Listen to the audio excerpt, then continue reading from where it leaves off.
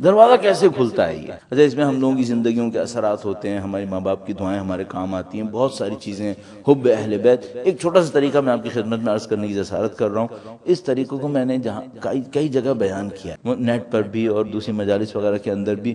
کچھ لوگوں نے اس پہ پریکٹس کی ہے، کچھ لوگوں نے اس پہ عمل کیا ہے، بلکہ کچھ نہیں، کافی لوگوں نے عمل کیا ہے۔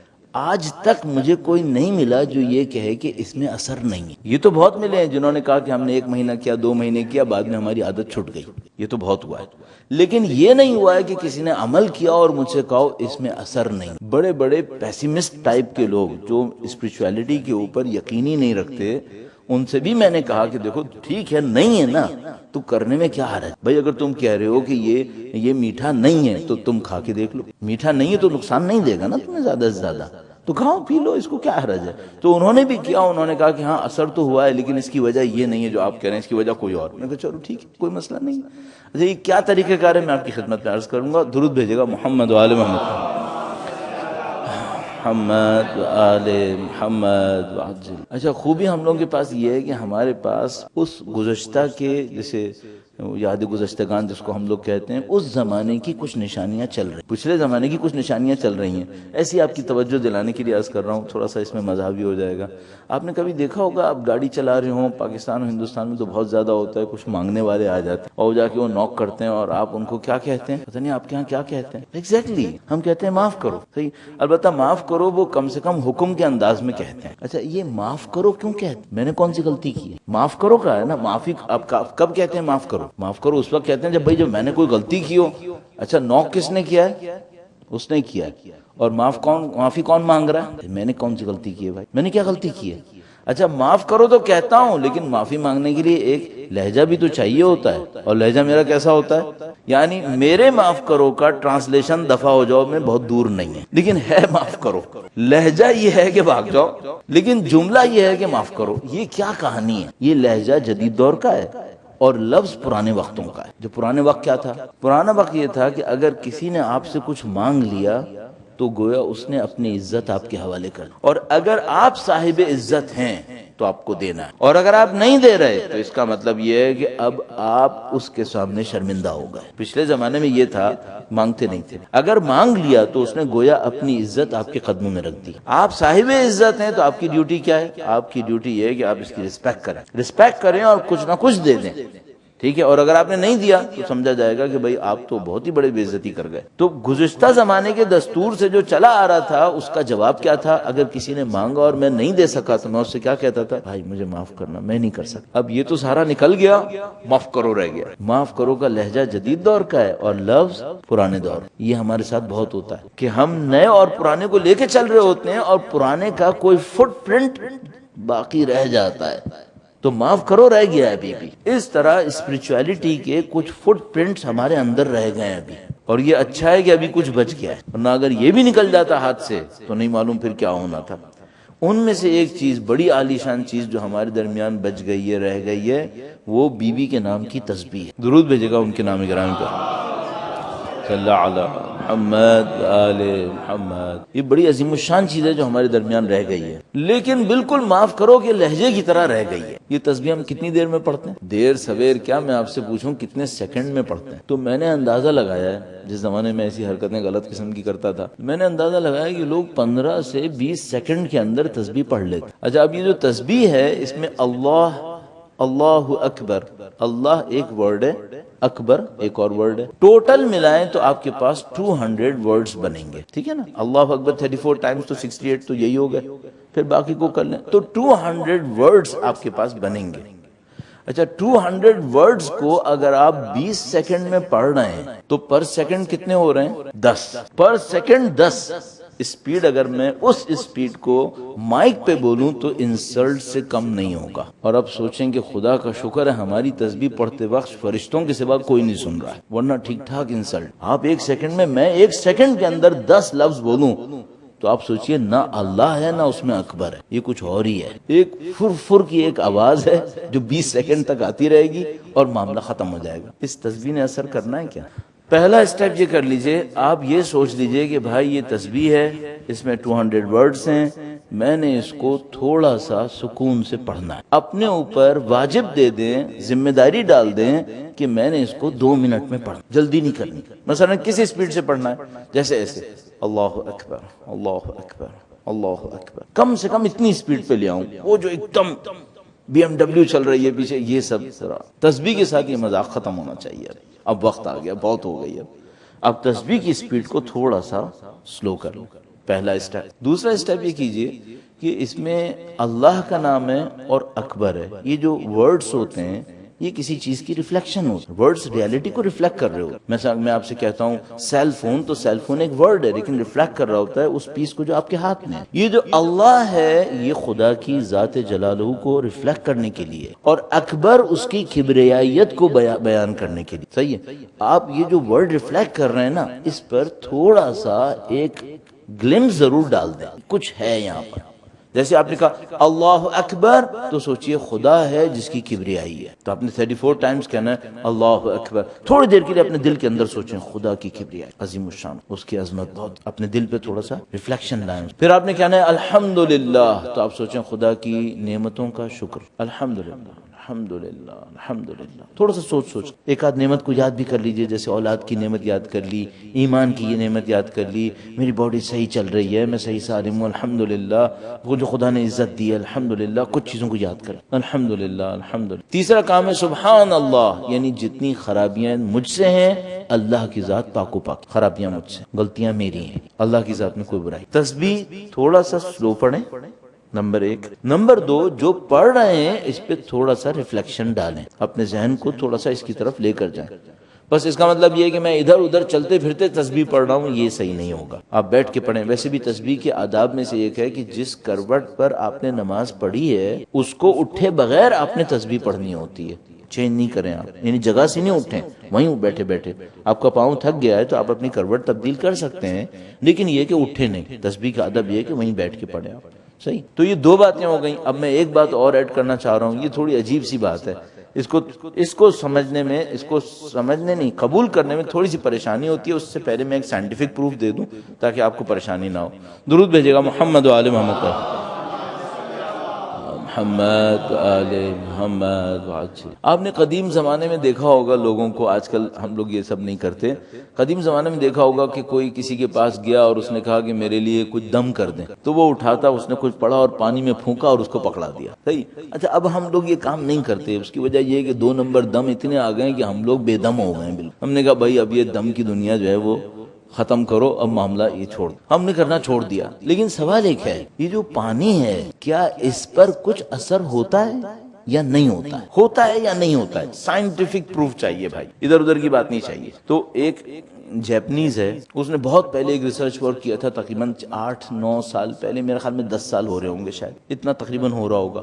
آپ نیٹ پہ جائیں, سرچ کریں میسیجز فرام واٹر, وہ آ جاتا ہے. اس میں بہت ساری چیزیں, داستانیں اس نے لکھی ہیں. اس کی داستان اس طرح سے تھی کہ وہ واٹر کا کوئی ایک ڈراپ لیتا تھا اور اس کو سب زیرو میں ڈراپ کر کے اس کو کرسٹلائز کر دیتا تھا. پھر اس کرسٹل کو وہ مائکروسکوپ کے نیچے رکھتا تھا اور اس کرسٹل کی شیپ دیکھتا تھا کہ کیسی بنی. تو اس نے یہ دکھایا, پوری دنیا کو بتایا کہ بھائی یہ جو پانی ہے یہ بہت ہی ہوشیار ہے, یہ بہت ہی عقل مند ہے, یہ پانی بہت ہی عجیب و غریب چیز ہے. یعنی اس طرح سے اس نے کیا کہ ایک بوتل لی, اس بوتل کے اوپر لکھا کہ میں تمہیں مار دوں گا, انگلش میں, جاپنیز میں اور مختلف زبانوں میں, کہ اس کو دھمکیاں لکھ دی. اور ایک بوتل لی اور اس کے اوپر لکھا کہ مجھے تو بہت اچھے لگتے ہو اور میرا تمہارا بڑا اچھا رشتہ ہے اور یہ ہے وہ, تھینک یو, اور یہ اور وہ. یہ سب دونوں بوتلوں کے اوپر صرف لیبل لگا کے رکھ دیا. اور کچھ دنوں کے بعد اس نے وہ جس کے اوپر دھمکیاں لکھی تھیں اس کو جو کرسٹلائز کیا تو انتہائی بدصورت کرسٹل بنے, اور وہ جو اس نے تھینکس اور فلاں فلاں لکھا تھا اس کو جو کرسٹل کیا تو بڑے خوبصورت کرسٹل بنے. اچھا, وہ جاپنیز تو بیچارہ دیوانہ ہو گیا, وہ کرسٹل بنا کے مر گیا. پھر تو اس نے کیا کیا, اس نے کہا جناب 2 آدمی لڑ رہے تھے کہیں پر ریسٹورینٹ کے اندر, اس نے پانی رکھ دیا بیچ, خوب چک چک بگ بگ ہوتی رہی, لڑائی ختم ہوئی, اس نے پانی اٹھایا, اس کو جا کے مائکروسکوپ میں دیکھا اتنا گندا کرسٹل جس کی کوئی حد نہیں. پھر اس نے دیکھا بھائی کہیں پہ کچھ لوگ عبادتیں کر رہے ہیں, ایک دوسرے کے ساتھ، وہ وہاں پہ اس نے جا کے رکھ دیا. اب جو عبادتوں کا کرسٹر اٹھا کے دیکھا تو انتہائی خوبصورت. اس کو پتا چلا کہ بھائی یہ پانی ایک ایسی چیز ہے جو لینگویجز بھی سمجھتی ہے. تو اس نے دنیا کی مختلف زبانوں کا تجربہ کیا کہ بھائی یہ سمجھ رہی ہے نہیں سمجھ رہی. اچھا آپ کو اگر یقین نہیں آئے نا تو آپ نیٹ پہ جا کے دیکھ لیجیے گا. نیٹ بڑا اچھا سورس ہے. اور یہ کوئی یعنی جسے کہتے ہیں نا کہ وہ نہیں ہے آپ گوگل پہ سرچ کیا کوئی ایک انون سی ویب سائٹ کھل گئی. باقاعدہ یونیورسٹیز نے اس کے اوپر کام کیا. پھر میں ایک دفعہ ایران میں تھا تو ایک خاتون اسکالر تھی ایران میں تہران میں. انہوں نے کیا کیا کہ بالکل سیم میتھڈ کو قرآن کریم کی آیتوں پہ امپلیمنٹ، یعنی پانی کو قرآن کریم کی آیتیں سنا کر اس کا کرسٹل بنوایا. اور پھر ان لوگوں نے وہ ساری، چونکہ مائکروسکوپ سے جو بھی آپ دیکھ رہے ہوتے ہیں اس کا پکچر کھینچ کے اس کو آپ پرنٹ نکال سکتے ہیں، دنیا کو دکھا سکتے ہیں. تو انہوں نے پوری دنیا کو دکھایا کہ دیکھو یہ بن گیا قرآن کریم. خوبصورت ترین چیزیں قرآن کریم کی آیتوں سے بنی، اہل بیت کے ناموں سے بنی. یہ پانی یہ سب دیکھ رہا ہوتا ہے. اچھا اب ایک بات عجیب و غریب ہے، ہم تقریباً 70% کے قریب پانی پانی. اچھا اب اگر میں کسی کے بارے میں حسد کے جذبہ لیے بیٹھا ہوں اور میں کسی کے بارے میں برا سوچ رہا ہوں تو میری باڈی پر اثر پڑ رہا ہے یا نہیں پڑ رہا ہے؟ بھائی میں بھی تو پانی ہوں نا. پڑ رہا ہے. کس کا نقصان کروں گا؟ اس کا کچھ نہیں بگڑے گا، وہ پتہ نہیں کہاں بیٹھا ہے. میں اپنے اوپر ظلم کر رہا ہوں، اپنے پانی کا بیڑا غرق کر رہا ہوں. میں 70% خود پانی. صحیح ہے. اس کو آپ تھوڑی دیر کے لیے قبول کر لیجئے اور آپ نیٹ پہ جا کے اس کو سرچ کر لیجئے گا. جو میں نے آپ کی خدمت میں عرض کیا وہ سارا کا سارا تقریباً آپ کو مل جائے گا. جاپنیز سائنٹسٹ کا نام کافی عرصے سے میرے دماغ میں نے دہرایا نہیں تو میرے دماغ سے نکل گیا. اگر کسی کے ذہن میں ہے تو بعد میں بتائیے گا، لیکن سرچ کرنے کے لیے میں نے آپ کو کی ورڈز دے دیے ہیں. یہ آپ جا کے سرچ کر لیجئے گا، فوراً آپ پہنچ جائیں گے، کوئی مشکل نہیں ہو. اچھا میں نے جب اس کو پہلی دفعہ دیکھا تو میں نے یہ سوچا کہ میں اپنے ذکر میں جو میں اہل بیت کا ذکر کروں، اللہ کا ذکر کروں، اس میتھڈ کو کہاں استعمال کروں.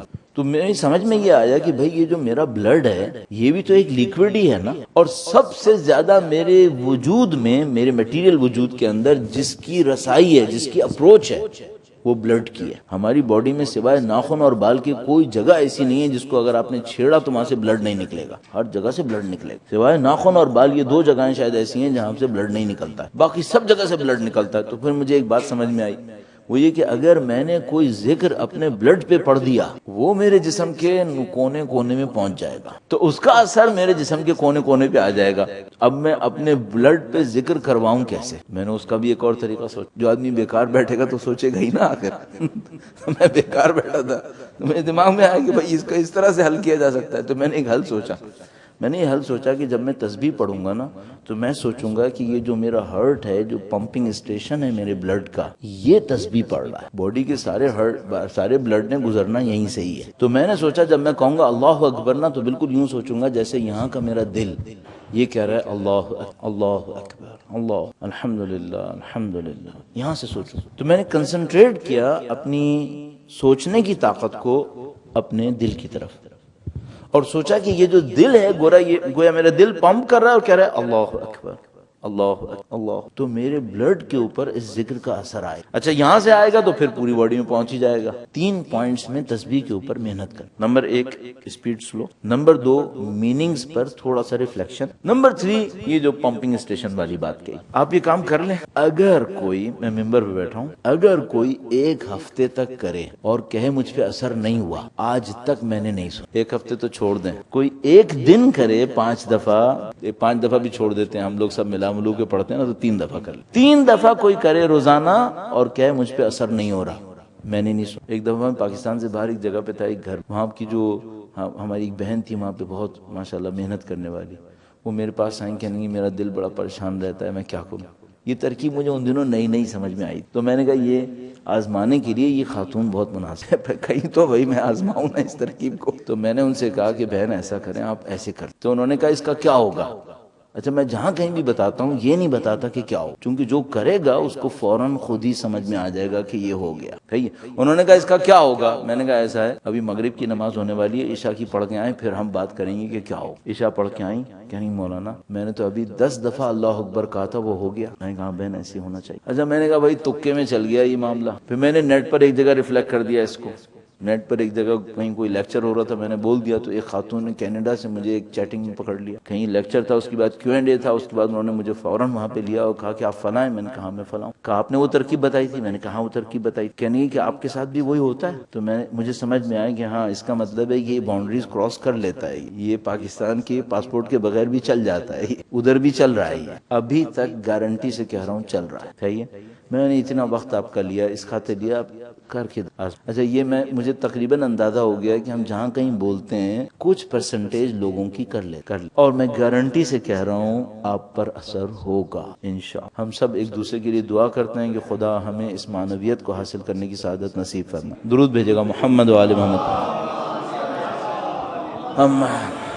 محمد سب یہ ایک پریکٹس ہو گئی۔ پریکٹس کی بات ہوئی تھی نا کہ بھئی ایسا جا رہے ہیں نا، ہم کل روانہ ہو جائیں گے، آپ کو ایسی باتیں ہوتے کر کے چلے جائیں، پھر آپ کے پاس کرنے کے لیے کچھ نہ ہو، کیونکہ ہم لوگ تو ٹیچر ہیں، ہم لوگ پڑھاتے، تو ٹیچر کوئی ہوم ورک دیے بغیر نہیں جاتا ہے، ٹیچر اسائنمنٹ دیتا ہے، کوئی نہ کوئی کام دے کے جاتا ہے، تو بھئی ہم تو ٹیچر کم از کم بچوں کے لیے تھے، یہاں تو ہم کام تو کم سے کم دے سکتے۔ یہ ایک کام ہو گیا۔ ایک اور کام میں آپ کی خدمت میں عرض کروں گا۔ اچھا اگر آپ نے یہ جو تسبیح والی بات کہی ہے اس کو روٹین میں کر لیا تو پھر آپ اس کے کمالات کچھ اور، اگر آپ نے روٹین بنا لیا اس کو تو پھر آپ اس کے کمالات بہت دیکھیں گے، آپ کا دل بہت عجیب و غریب طریقوں سے بہت ساری چیزوں کے لیے تیار ہونا شروع ہو جائے گا۔ تیار دل کسے کہتے ہیں؟ تیار دل اسے کہتے ہیں جس پر حقیقتیں ریفلیکٹ ہوں، حقیقتوں کے پیچھے بھاگنا نہ پڑے، حقیقت اس پر ریفلیکٹ ہونا، اس کو ہم تیار دل کہتے ہیں۔ ایک وہ ہوتا ہے نا کہ میں ادھر ادھر بھاگتا ہوں اور دیکھتا ہوں بھائی میری شکل نظر کیسی آ رہی ہے، آئینہ مجھے نظر نہیں آ رہا، اور ایک دفعہ آئینہ میرے ہاتھ میں ہوتا ہے، میرا دل چاہتا ہے میں یوں اٹھاتا ہوں اور دیکھتا ہوں اچھا یہ ہے۔ آپ کے پاس دل ایک آئینہ ہے، حقیقت ڈھونڈنے کہیں نہیں جانا چاہیے، یہ یہاں پہ ریفلیکٹ ہونا چاہیے، اس کو اتنا صاف ہونا چاہیے، اصولاً ایسا ہونا چاہیے۔ ہم لوگ نہیں کر پائیں یہ اللہ کی مرضی، ہمارا ارادہ اللہ کے اوپر بعد میں چھوڑوں، پہلے تو اپنی مصیبت ہے ہماری، تو خدا تو توفیق دے ہی دیتا ہے۔ یہ کر لیں، ایک ہو گیا، ایک پریکٹس ہو گئی۔ دوسری پریکٹس یہ ہے، اللہ ہم سب کو کرنے کی توفیق نصیب فرمائے، اور جو میں آپ کی خدمت میں عرض کر رہا ہوں صرف اس لیے عرض کر رہا ہوں تاکہ آپ کریں گے مجھے ثواب ملے گا۔ میں اچھا بزنس مین ہوں اس معاملے کے، کہ مجھے پتا ہوتا ہے کہاں سے مجھے پروفٹ مل سکتا ہے، تو میں اس کو اپرچونٹی کو جانے نہیں دوں گا۔ دوسرا راستہ یہ ہے کہ آپ نے ایک واجب نماز پڑھ لی، مستحب نماز جو بھی آپ پڑھ رہے تھے وہ آپ نے پڑھ لی، نماز ختم ہو گئی، آپ سجدے میں گئے، جس کو ہم معمولاً سجدہ شکرانہ کہتے ہیں۔ سجدہ شکرانہ بہت بڑی فضیلت ہے، بہت بڑا کام۔ آپ سجدہ شکر میں گئے، اب آپ کیا کریں؟ آپ کا ویژن تو بند ہو گیا، اب آپ کو دنیا کی اور کوئی چیز نظر نہیں آ رہی ہے سوائے کارپیٹ کے، اگر آپ گھور کے دیکھنے کی کوشش کریں تو شاید نظر نہیں۔ اب آپ کا جب آنکھیں بند ہو گئی ہیں، اب آپ اپنے دل کو کھول اور آپ اپنے خدا سے گفتگو کرنا شروع کریں، 1 to 1 آپ کی اپنی زبان میں، جس میں آپ کو آسانی، جو بھی زبان ہے آپ کی، کوئی بھی زبان ہے آپ کی، اللہ کے، یوں سوچیں آپ کھڑے، خدا کھڑا ہے، آپ نے خدا سے 1 to 1 گفتگو کرنی ہے۔ کوئی غائب کا صیغہ استعمال نہیں کیجیے گا، تھرڈ پرسن استعمال نہیں کیجیے گا، وہ ہے جو نہیں، وہ نہیں، وہ سامنے کھڑا ہے، تم کہو، آپ کہو، اے خدا کہو، کیونکہ وہ سامنے ہے۔ غائب کیوں لے رہے ہو؟ حاضر سمجھو۔ آپ سجدے میں جائیں اور خدا کو سمجھیں کہ حاضر ہو گیا، اب گفتگو کرو، بات کرو۔ اچھا اب کوشچن یہاں پہ یہ آتا ہے کہ بھائی بات کریں کیا؟ بزنس پارٹنر سے تو بزنس کے بارے میں بات ہوتی، اور کوئی ہوتا ہے تو اس سے کچھ اور باتیں ہوتی ہیں، اس سے کیا بات کرنی ہے؟ اس سے جو دل میں آ رہی ہے نا وہ کہہ۔ اب کوئی تکلیف ہے؟ بولے، کیا تکلیف ہے؟ کچھ چاہیے آپ کو؟ بولیں۔ اچھا شروع میں آپ پینسل، بٹن اور جوتے سے لے کے پتہ نہیں کیا کچھ مانگنے کی کوشش کریں گے، بعد میں آپ کو خود ہی سمجھ میں آ جائے گا کہ اللہ سے یہ سب چیزیں مانگنا بہت چھوٹی بات، کوئی بڑی چیز مانگنی چاہیے۔ آپ شروع کریں، گفتگو کرنا شروع کریں۔ اچھا ممکن ہے کوئی کبھی کسی نے مجھ سے کہا کہ بھائی یہ سمجھ میں ہی نہیں آتا کہ اس سے گفتگو کرنی کیا ہے اللہ سے، تو میں کہتا ہوں کہ یہی کہہ دو خدا سے کہ خدا میں ایسا نکما ہوں کہ میں 50 سال سے زندگی گزار رہا ہوں، مجھے تجھ سے بات کرنی نہیں آئی، جبکہ مجھے پتا ہے میں نے جانا تیرے ہی پاس ہے، انا للہ و انا الیہ راجعون۔ گفتگو کریں اس سے، آپ کو جو دکھڑے ہیں، درد، تکلیف ہے، بولیں کہ خدا مجھے یہ تکلیف ہے، پھر آپ کو خود سمجھ میں آئے گا کہ بھائی یہ تکلیف بہت چھوٹی تکلیف ہے، کوئی بڑی تکلیف بولو۔ مثلاً کوئی مجھ سے کہے کہ مثلا میں تو چاہتا ہوں معنویت حاصل کروں، خدا سے کہو کہ خدا میں تیرا بندہ ہوں، تیری محبت کے بغیر زندگی گزاروں، یہ کون سی زندگی ہے؟ میں تو تیری طرف آنا چاہتا ہوں، میں پتہ نہیں کہاں کہاں گھوم رہا ہوں، غلط کر رہا ہوں، تو مجھے اپنی طرف بلا لے۔ یہ بول دو اسے، کیا کہنا چاہتے ہیں، جو کہنا چاہتے ہیں کہیں خدا سے، کتنی دیر کہیں، شروع میں اپنے آپ کو باؤنڈ کریں، 15 سیکنڈ، 30 سیکنڈ، چونکہ آپ کا دل اس جگہ پر جتنا سر اٹھانے کا چاہے گا نا اللہ جانتا ہے، شیطان آپ کو کہے گا بھاگو یہاں سے، کیونکہ یہ جو آپ قریب جا رہے ہیں نا یہ شیطان کبھی برداشت نہیں کرے گا۔ شیطان بہت ساری چیزوں پر میرے اور آپ کے صبر کرتا ہے، اس معاملے میں بالکل صبور نہیں ہے، اس معاملے میں یہ شیطان پورا شیطان ہے، کہتا ہے یہاں نہیں ٹکنے دوں گا، کیونکہ اگر یہ دروازہ کھل گیا تو پھر میرا دروازہ بند ہو جائے گا، وہ یہ دروازہ نہیں کھولنے دے گا، آپ کو محنت کرنی پڑے گی۔ شروع میں آپ سر جھکائیں، سر رکھیں سجدے میں، 10 سیکنڈ 15 سیکنڈ باؤنڈ کرنے، آپ کو 15 سیکنڈ سے پہلے سر نہیں اٹھاؤں گا، یہ آدھے منٹ سے پہلے سر نہیں اٹھاؤں گا، آہستہ آہستہ بڑھائیں، 1 منٹ سے پہلے سر نہیں اٹھاؤں۔ اچھا 1 منٹ تک کیا کروں گا؟ جو دل میں آئی کروں۔ زیادہ تر میں کہہ رہا ہوں تھرڈ پرسن میں گفتگو مت کیجیے، ڈائریکٹ خطاب کیجیے، تاکہ آپ کا میرا رشتہ اللہ سے غائب اور غائب کا نہ بنے، حاضر کا، ہم خدا کی بارگاہ میں ہیں تو اس سے غائب کا رشتہ کیوں بنائیں، حاضر کا رشتہ کیوں نہ بنائیں؟ اس طرح سے آپ کی اور ہماری اسپرچولیٹی کو ایک دھکا لگے گا، آگے بڑھنے کا ایک چانس بنے گا۔ تو یہ دو اسٹارٹنگ پوائنٹس ہیں۔ اب دیکھیں اس میں کچھ نہیں جائے گا، ایک تسبیح پڑھنے میں کتنی دیر میں نے آپ سے عرض کیا، 2 منٹ۔ 3 دفعہ تسبیح پڑھیں گے آپ کتنے منٹ لگا لیں گے، 6 منٹ۔ کوئی کہے میں بزی ہوں تو 6 منٹ نہیں نکال سکتا، 6 منٹ میں 1 منٹ تو ویسے ہی نکال رہا تھا نا، 20 سیکنڈ کے 3 ٹرپ کر کے 5 منٹ ہی اور نکالنے، 1 منٹ تو ویسے ہی نکال رہا تھا۔ یہ جو سجدہ میں کہہ رہا ہوں یہ 30 سیکنڈ سے شروع کرے، دن میں 3 دفعہ کر لے، 1.5 منٹ یہ ہو گیا، 7.5 منٹ کا ٹوٹل نسخہ ہے۔ کہیں جانا ہے کیا؟ نہیں، کہیں نہیں جانا ہے، وہی جو سجاتے ہوئے بیٹھے تھے وہیں بیٹھے رہے، کہیں بھاگ دوڑ بھی نہیں ہے، کچھ نہیں ہے۔ اس سے اچھی ڈائٹنگ آپ کو کوئی نہیں ملے گی، اس میں کچھ نہیں کرنا ہے، اور اس میں فائدہ یہ ہوگا کہ آپ کی روح کا جو گناہ کا بوجھ ہے وہ کافی کم ہو جائے گا، یہ بات آگے بڑھے گی۔ اچھا یہاں پہ کیا ہوگا، کچھ لوگوں کے اندر اسپرچولیٹی کا پوٹینشیل ہوتا ہے، ان کو پتہ نہیں ہوتا، بالکل ایسے جیسے اسکولز کے اندر ہوتا ہے، کچھ بچوں کے اندر بیس بال کا پوٹینشیل ہوتا ہے، وہ جو بیس بال کا ایکسپرٹ ہوتا ہے وہ سمجھ جاتا ہے اس بچے کے اندر پوٹینشیل ہے، اس کو پک کرتا ہے، اس کے بعد اس کو بہت بڑا کچھ بنا دیتا ہے۔ کچھ کے اندر ڈرائنگ کا پوٹینشیل ہوتا ہے، آرٹس کا پوٹینشیل ہوتا ہے، اس کو جو آرٹسٹ ہوتا ہے وہ پہچان، ہمیں نہیں معلوم کس کے اندر اسپرچولیٹی کا پوٹینشیل، ہمیں نہیں پتا ہوگا، تو ہمارے پاس صرف ایک کام رہ جاتا ہے کہ سب کو اس پروسیس سے گزار دیں، جس میں پوٹینشیل ہوگا وہ خود ہی پک کر لے گا، وہ خود ہی پک کر لے گا۔ اور خدا متعال کا وعدہ ہے والذین جاہدوا فینا لنہدینہم سبلنا، جو ہمارے راستے میں کوشش کریں گے ہم یقیناً یقیناً یقیناً ان کی ہدایت ضرور کریں گے۔ تو اللہ کا وعدہ ہمارے پاس۔ تو صاحب یہ چند پریکٹسز کی بات ہو گئی۔